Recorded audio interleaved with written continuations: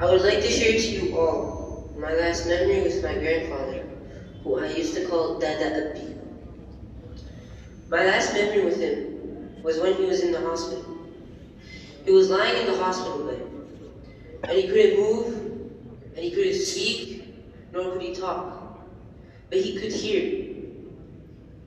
So I held his hand, and my father told me to recite a few verses from the Quran. So I recited Surah Swat. My dad had one dream. He had one last dream in his life. That dream was to see me finish the Quran and finish my hifz, and to see me become a strong hafiz.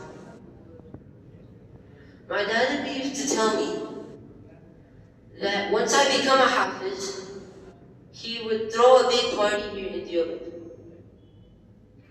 But he told me a few things before his surgery too. He told me two things. The first thing he told me was to focus on my studies. And the second thing he told me was to become a strong hafiz.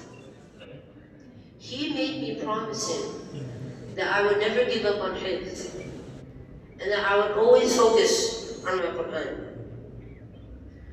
At that time, I was young, and I never realized that I should finish hifz quickly, because I didn't have that much time left with my grandfather. And I thought that I had plenty of time to finish my hifz, and that my dada would see me become a hafiz. But instead, Allah subhanahu wa ta'ala had a different plan.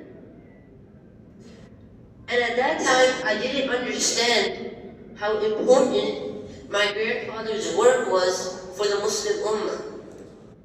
My grandfather's work was noble and respectable. His work was for the sake of Allah subhanahu wa ta'ala, and for only the sake of Allah subhanahu wa ta'ala. It was for the Muslims of the Muslim Ummah, and it was for those who seek knowledge. Now I understand that, and I regret it greatly. In this book, my dada wrote the sirat of the Prophet Muhammad sallallahu alaihi wasallam.